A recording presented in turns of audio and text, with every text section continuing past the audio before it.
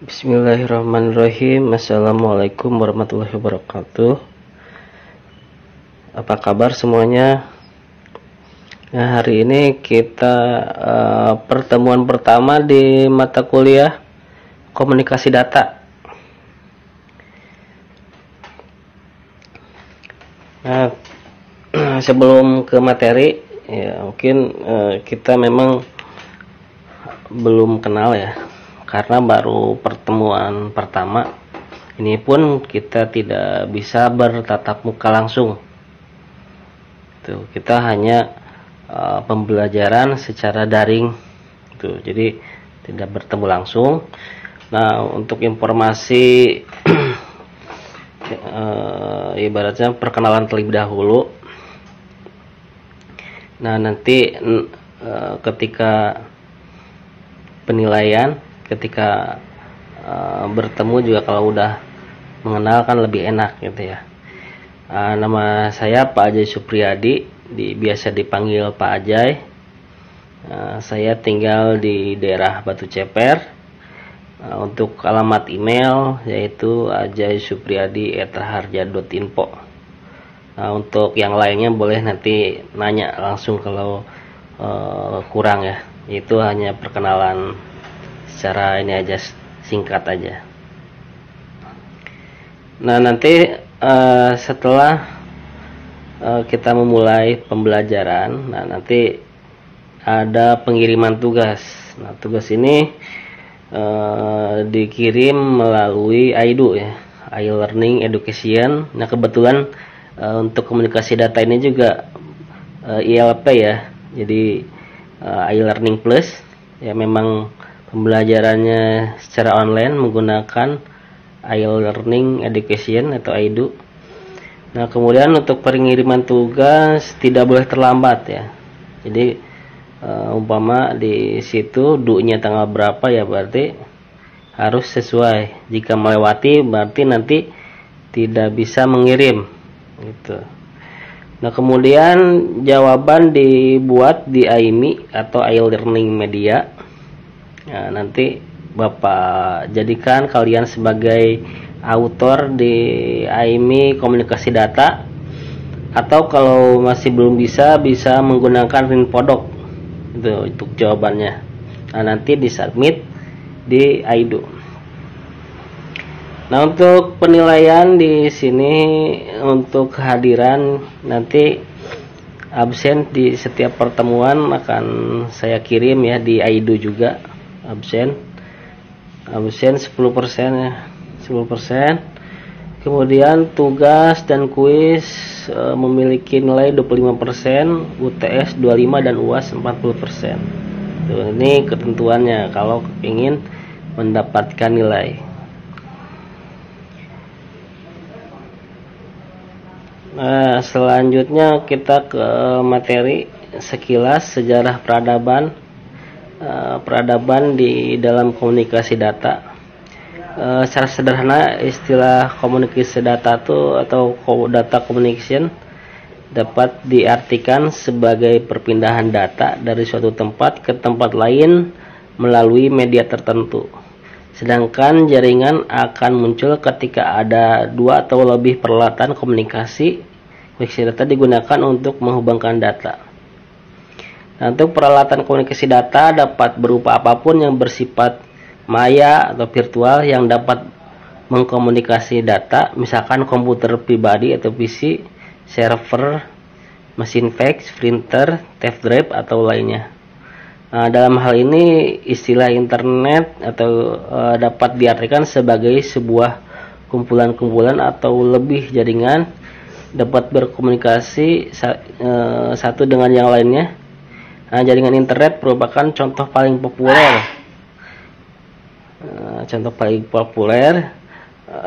Dari internet.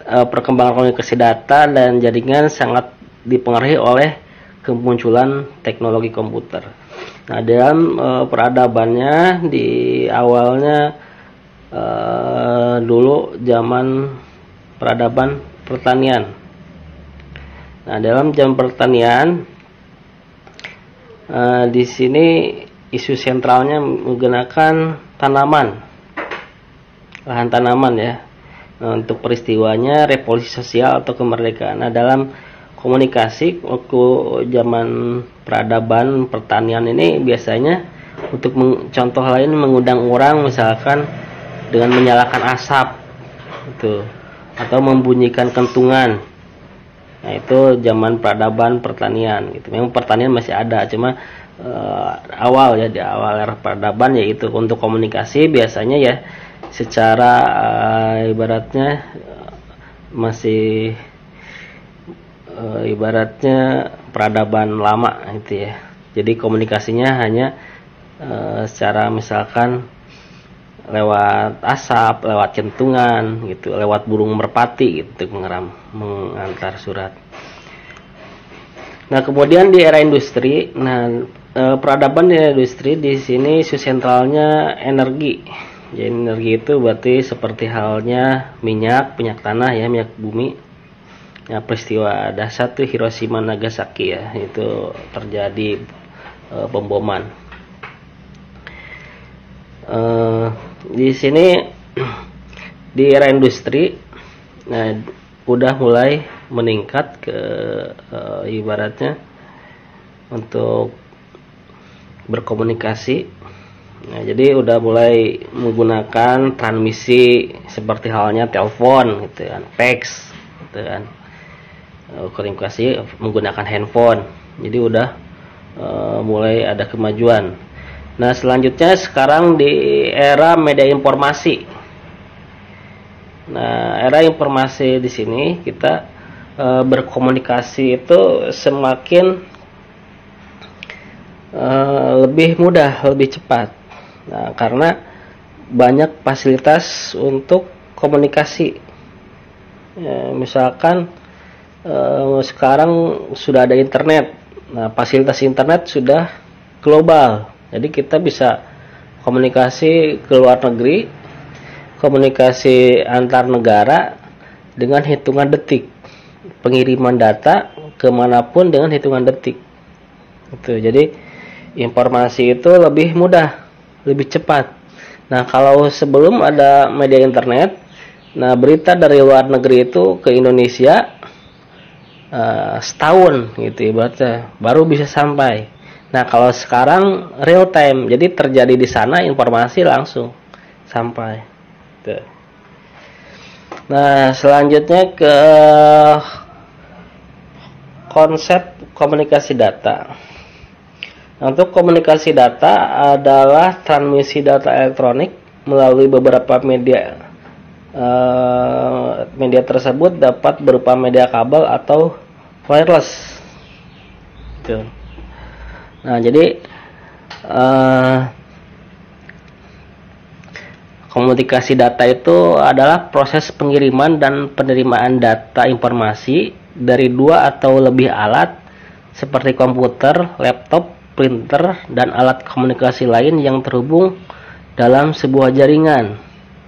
Nah, ini baik jaringan lokal maupun yang luas seperti internet. Dan komunikasi data itu ada tiga hal yang membentuk komunikasi, yaitu ada sumber data atau sender, ada media transmisi, dan penerima data atau receiver.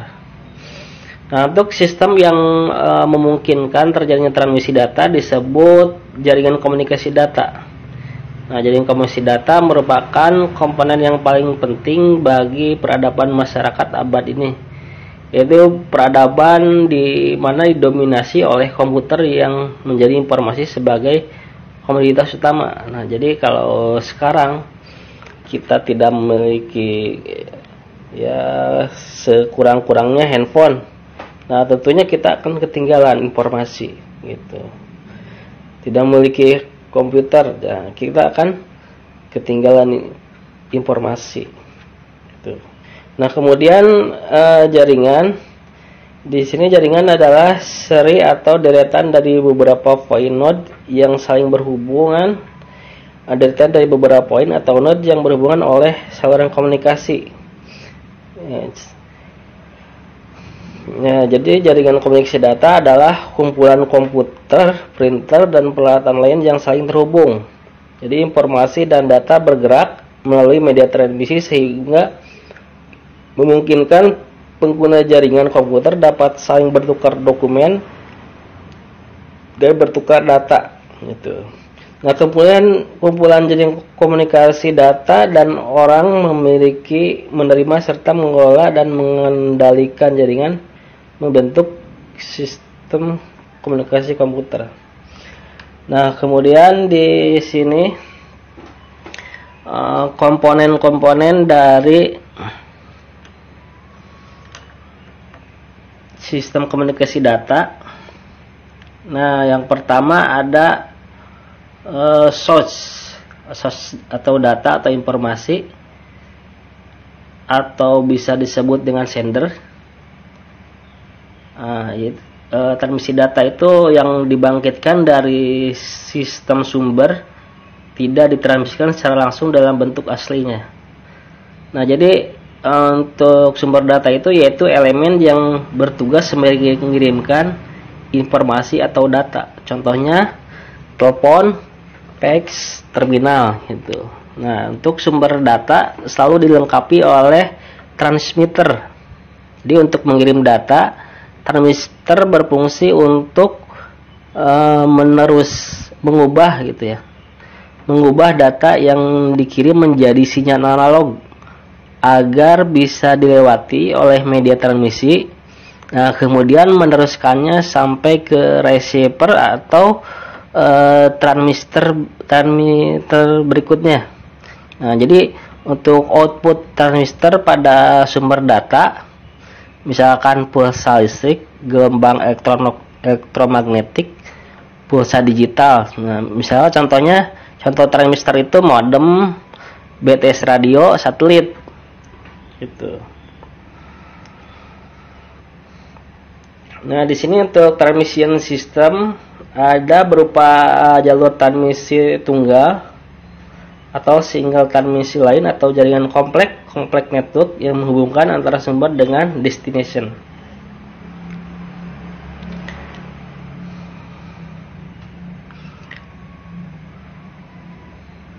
Nah, kemudian ada yang pertama kan tadi source ya. Kemudian transmission itu ibaratnya ada media transmisi.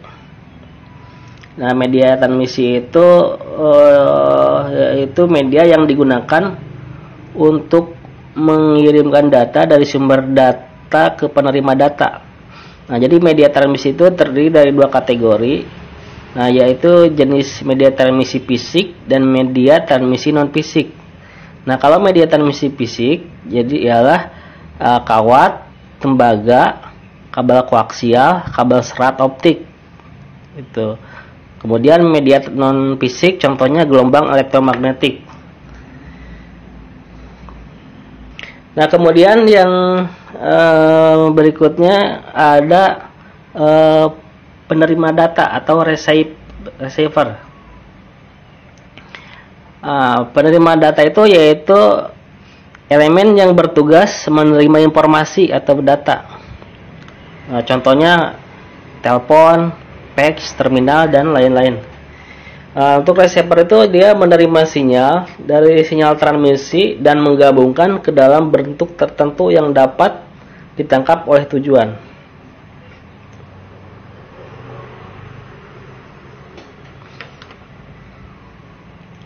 Nah, contohnya tadi ya, untuk receiver itu penerima itu modem, radio, BTS, satelit, dan media komunikasi dua arah gitu. Nah, kemudian selanjutnya model komunikasi sederhana di sini untuk alur komunikasi yaitu pertama ada sumber. Nah, kemudian setelah sumber ada transmedia, kemudian transmisi receiver, kemudian penerima. Nah, ini berupa gambarnya, blok diagram komunikasi data. Nah, jadi sebenarnya dalam alur ini terbagi lagi lebih detail ya. Nah, karena komunikasi data itu terbagi sangat banyak seperti teks, file, email, gambar, video. Nah, di mana masing-masing bekerja sendiri dan yang menghubungkan itu semua yaitu protokol.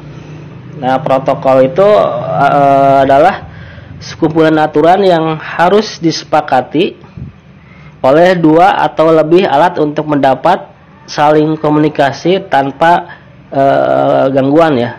Nah, jadi tanpa protokol yang dua alat atau lebih memungkinkan saja bisa saling terhubung, tapi tidak dapat saling berkomunikasi. Jadi hanya terhubung tapi tidak berkomunikasi. Contohnya protokol kan kalau di kehidupan misalkan gini. Jadi ada duta besar misalkan untuk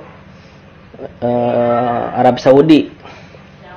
Nah, dari Indonesia. Nah, kemudian misalkan masing-masing tidak mengerti bahasa gitu ya. Bahasa dari kedua negara, misalkan Indonesia dan Arab. Nah, untuk menghubungkan supaya komunikasi dua arah gitu ya. Jadi ada protokoler gitu. Jadi, nah ini juga sama komputer. Nah, jadi supaya saling terhubung, nah jadi ada kesepakatan antara protokol. Gitu.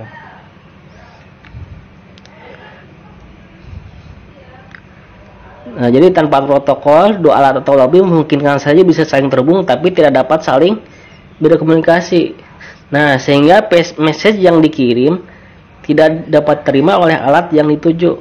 Jadi untuk memudahkan protokol bisa dianggap sebagai bahasa komunikasi. Jadi kalau ya ibaratnya tadi lah contohnya. Nah, jadi misalnya protokol HTTP untuk web itu ya bisa dibuka melalui port 80. Nah, jadi untuk implementasi komunikasi data saat ini bisa berupa website penjualan online, komunikasi telepon dan handphone, mesin ATM, bank dan sistem online, jadi internet, email, telekonferensi, audio video, LAN, one-man, VPN, GSM, GPRS, komunikasi radio, siaran TV gitu. Nah, kemudian selanjutnya fungsi sistem komunikasi data yang efektif. Nah, jadi komunikasi data yang efektif itu pertama memberikan informasi kepada orang yang tepat dengan tepat waktu. Nah, jadi ketika informasi terlambat, yaitu dianggapnya sudah kadaluarsa lah, ibaratnya sudah tidak berlaku. Misalkan gini. Jadi ketika informasi itu dibutuhkan pada jam 10, nah ternyata datangnya itu jam 1. Nah, jadi informasi itu sudah tidak berlaku lagi, jadi tidak bermanfaat lagi. Nah, kemudian memberikan informasi data terbaru. Nah, jadi fungsi sistem komunikasi data itu jadi memberikan informasi yang update. Nah, jangan sampai informasi itu udah 2 tahun, 3 tahun baru disampaikan. Nah, itu udah tidak berlaku lagi. Nah, sebaiknya sesuai fungsinya. Jadi komunikasi data itu kalau yang efektif itu memberikan informasi itu real time, tepat waktu. Nah, kemudian memungkinkan orang yang berada pada lokasi atau geografis berbeda saling berkomunikasi. Nah, jadi walaupun kita tinggal di luar negeri, di negara manapun, nah dengan ada komunikasi data yang efektif, nah jadi kita bisa saling terhubung. Itu jangan kan kita antar daerah, misalkan Bandung ke Jakarta. Nah, jadi yang ibaratnya daerah yang dekat antar negara masih bisa berkomunikasi. Itu fungsinya komunikasi data gitu.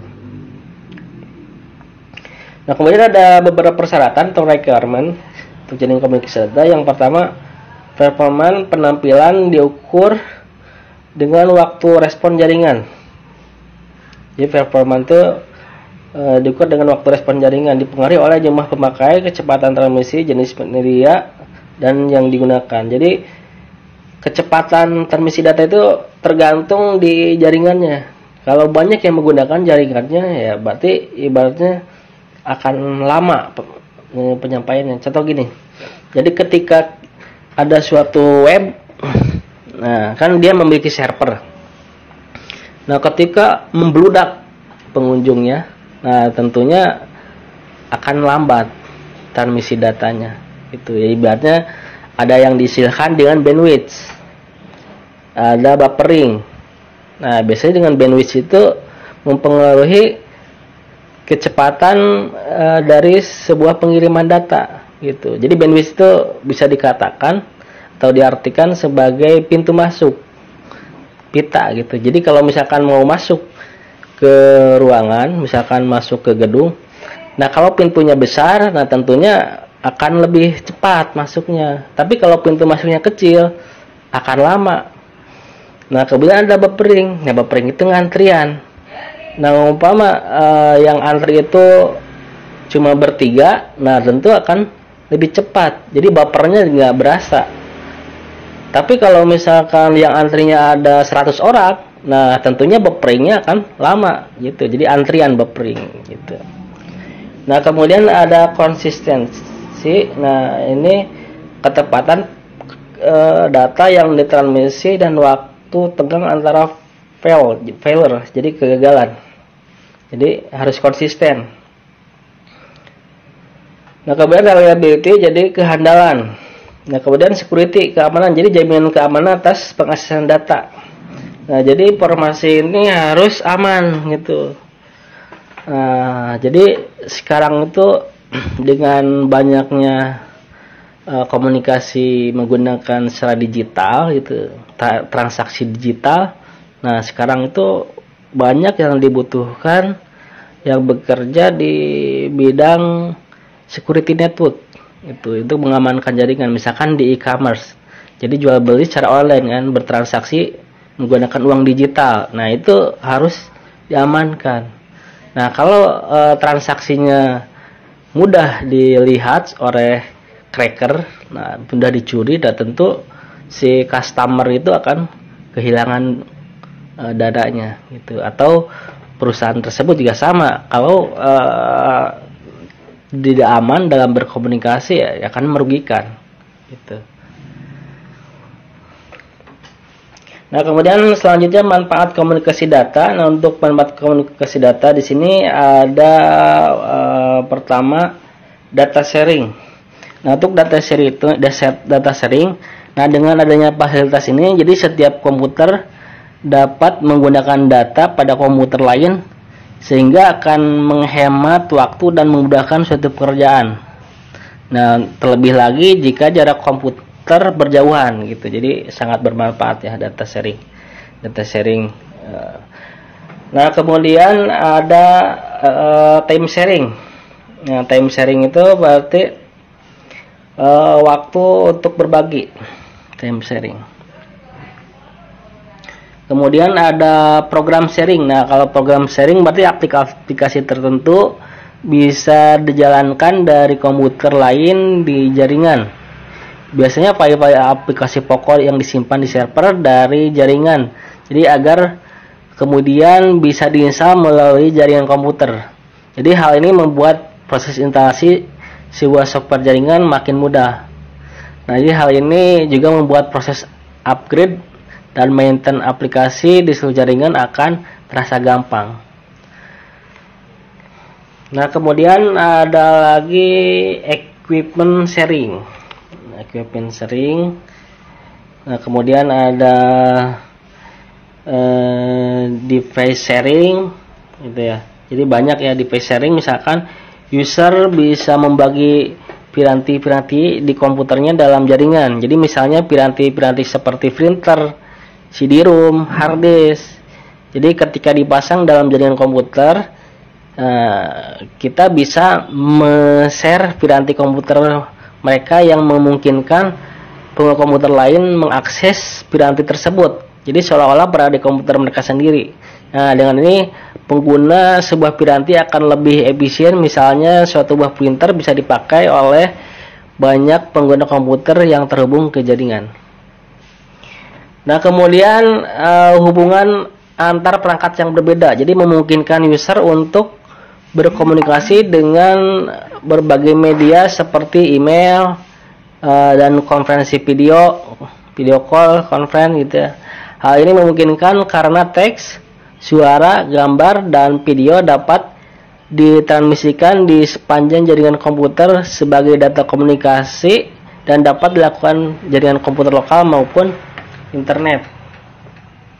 Nah, untuk sejarahnya silahkan dibaca ya, sejarahnya.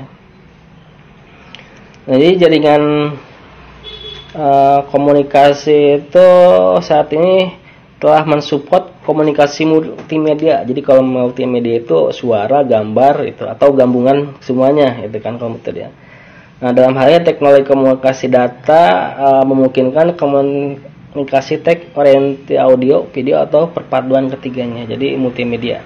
Sebenarnya kan multimedia itu sangat menarik ya, karena ketika ada iklan yang menggunakan secara multimedia akan lebih mudah diingat.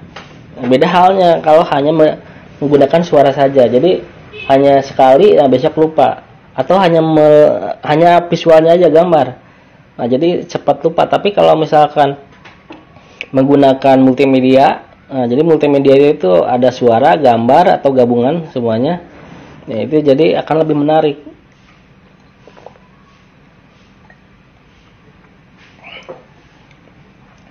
Nah, ada banyak aplikasi yang dapat dinikmati dengan adanya jaring komunikasi data. Nah, diantaranya ada teleconference. Jadi, misal sekarang nih sedang pandemi seperti ini. Nah, jadi kita bisa berkomunikasi dengan banyak orang.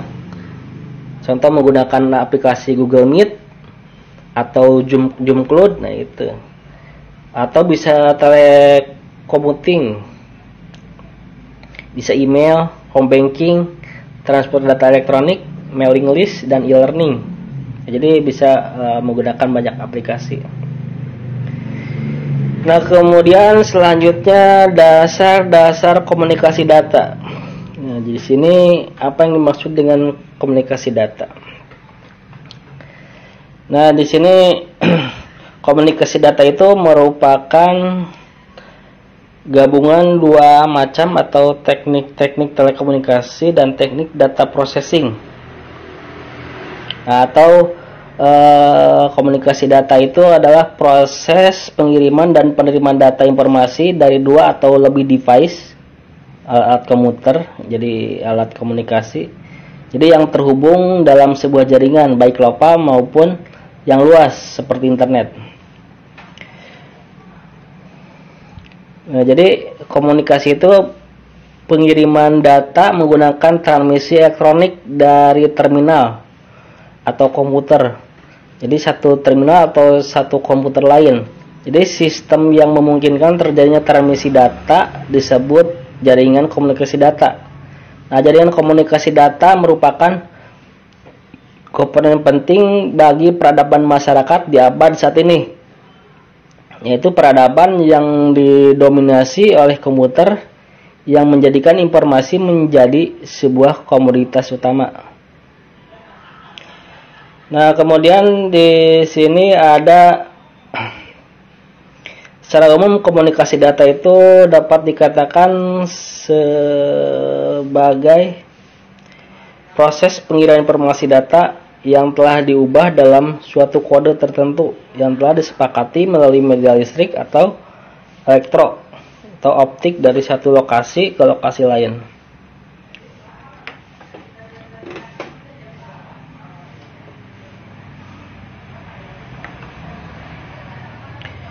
Nah, pengolahan data adalah segala kegiatan yang berhubungan dengan pengolahan data.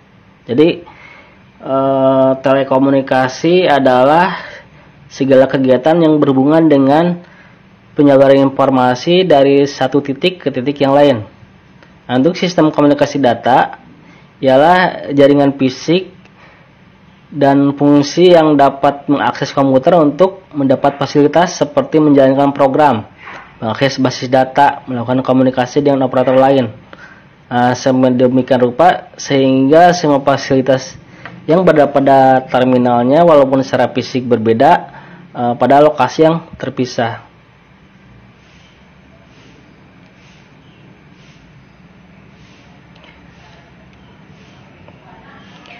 Nah, jadi secara umum juga tadi.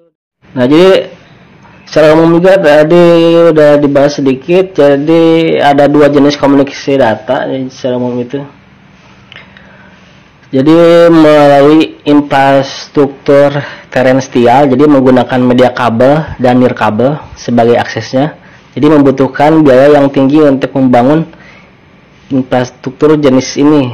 Jadi beberapa layanan yang termasuk terrestrial antara lain sambungan data langsung atau SDL, frame relay, VPN, multi service, dan sambungan komunikasi data paket. Jadi, nah ada juga komunikasi data melalui satelit.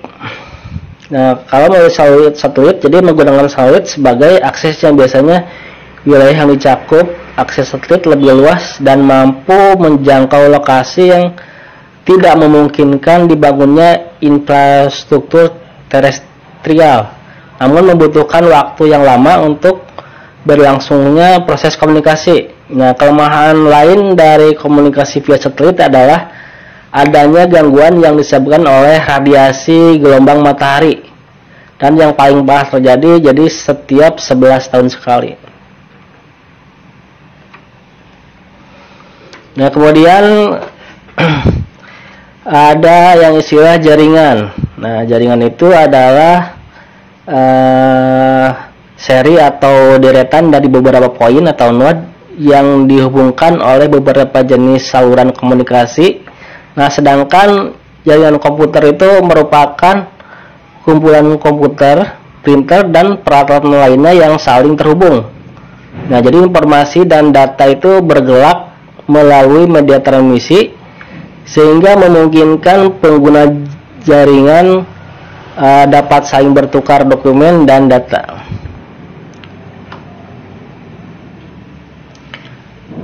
Nah, kemudian tujuan dari komunikasi data. Nah, di sini ada tujuan dari komunikasi data, yaitu memungkinkan pengirim data dalam jumlah besar, efisien, tanpa kesalahan, dan ekonomis dari suatu tempat ke tempat yang lain. Nah, kemudian yang kedua, memungkinkan pengguna sistem komputer dan peralatan pendukung dari jarak jauh atau bisa remote computer use. Kemudian memungkinkan pengguna komputer secara terpusat maupun secara tersebar sehingga mendukung manajemen dalam hal kontrol, baik desentralisasi atau sentralisasi. Nah, kemudian mempermudah kemungkinan pengelolaan dan pengaturan data yang ada dalam berbagai macam sistem komputer. Nah, kemudian bisa mengurangi waktu untuk pengelolaan data. Nah, kemudian mendapat data langsung dari sumbernya. Nah, bisa juga mempercepat penyebaran informasi. Nah, kemudian di sini ada model komunikasi data. Nah, pertama input perangkat input, transmitter, media transmisi, receiver, perangkat output. Nah, di sini sebuah model komunikasi sederhana diilustrasikan pada gambar ini. Jadi tujuan utama adalah sebuah sistem komunikasi data adalah pertukaran data antara dua entitas. Misalkan di gambar di sini, jadi merupakan contoh jaringan komunikasi data di mana terjadi komunikasi antara workstation dan server melalui sebuah jaringan telepon publik, gitu. Contoh lainnya adalah komunikasi antara dua telepon dengan menggunakan jaringan yang sama. Jadi unsur model ini adalah pertama ada source atau perangkat input. Perangkat ini berfungsi untuk membangkitkan atau menentukan data yang akan ditransmisi, misalkan telepon atau komputer personal. Itu. Jadi kita menggunakan telepon atau komputer. Perangkat inputnya itu atau source-nya. Nah, kemudian ada transmitter. Nah, transmitter ini biasanya data dibagikan oleh sistem source jadi atau perangkat input dan tidak langsung ditransmisikan secara langsung dalam bentuk sebagaimana data itu dibuat. Nah, sebuah transistor akan mentransformasikan dan mengkodekan informasi tersebut dalam bentuk sinyal elektromagnetik gitu, yang dapat dirambatkan pada sistem transmisi. Misalkan sebuah modem mengambil bit stream dari sebuah komputer dan mentransformasikan dalam bentuk sinyal analog yang dapat dirambatkan pada jaringan telepon. Nah, kemudian ada media transmisi. Nah, ini dapat berupa media transmisi atau jalur komunikasi atau sebuah jaringan kompleks yang menghubungkan source dan destination. Nah, kemudian ada receiver. Nah, untuk receiver itu menerima sinyal dari sistem transmisi dan mengkonversinya ke dalam bentuk yang dikenali oleh perangkat destination. Misalnya sebuah modem akan menerima sinyal analog yang datang dari jaringan atau jalur transmisi dan mengkonversinya ke dalam bentuk digital stream. Nah, kemudian yang terakhir ada perangkat output atau destination. Nah, ini merupakan tujuan akhir dari pengiriman data yang menerima data dari receiver.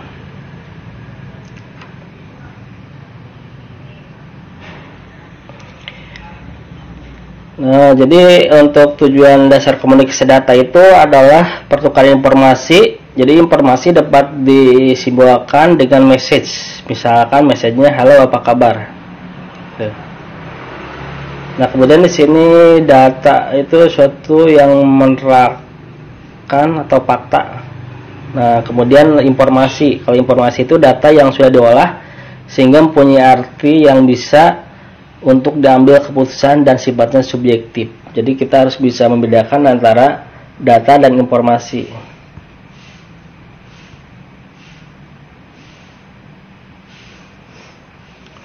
Nah, di sini data itu sebagai entiti yang menyampaikan arti informasi. Nah, di sini data itu ada yang analog dan ada yang digital.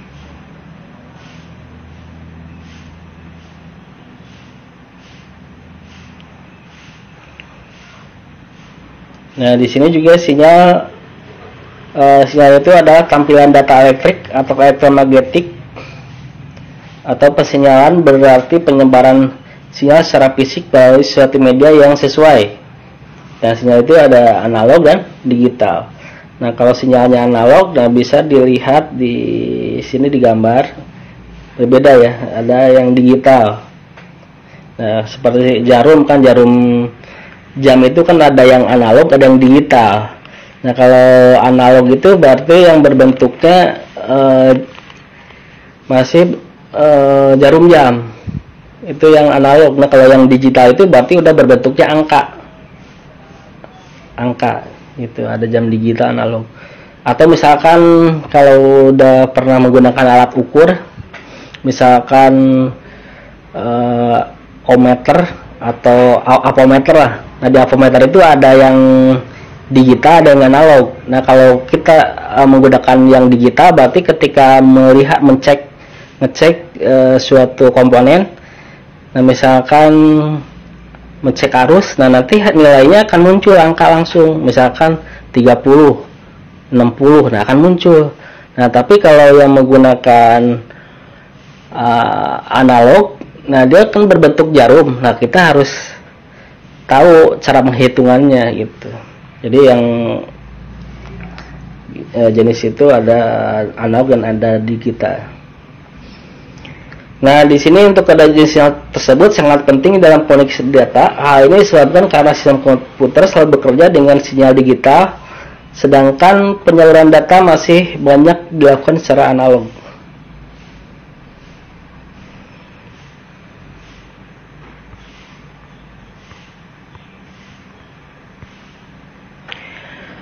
Nah, terakhir ada komponen dasar dan sistem komunikasi data. Nah, di sini untuk berlangsungnya komunikasi data diperlukan sedikitnya 3 komponen utama, yaitu pemancar. Nah, pemancar itu disebut dengan transmitter atau pengirim. Nah, kemudian penerima atau receiver. dan media penghubung untuk keduanya. Jadi media penghubung itu antara pengirim dan penerima. Nah, jadi tugas ketiga komponen dasar tersebut, yang pertama sebagai sumber. Nah, sumber atau pemancar atau pengirim. Sumber data adalah elemen yang bertugas mengirim informasi atau data kepada media transmisi. Sumber data pada umumnya dilengkapi dengan alat antarmuka atau transducer yang dapat mengubah informasi yang akan dikirim menjadi bentuk yang sesuai dengan transmisi yang digunakan. Misalnya menjadi pulsa listrik, gelombang elektromagnet, pulsa digital seperti VCM. Nah, kemudian sumber atau pemancar atau pengirim, yaitu pemancar atau pengirim informasi data. Jadi jelas salah satu komponen dasar utama di dalam komunikasi data adalah peralatan yang menjadi sumber data atau pemancar, karena pembicaraan berkisar pada sistem komputer. Maka pada umumnya pemancar adalah suatu sistem komputer. Nah, sistem komputer inilah yang melakukan pengaturan dalam pengiriman data.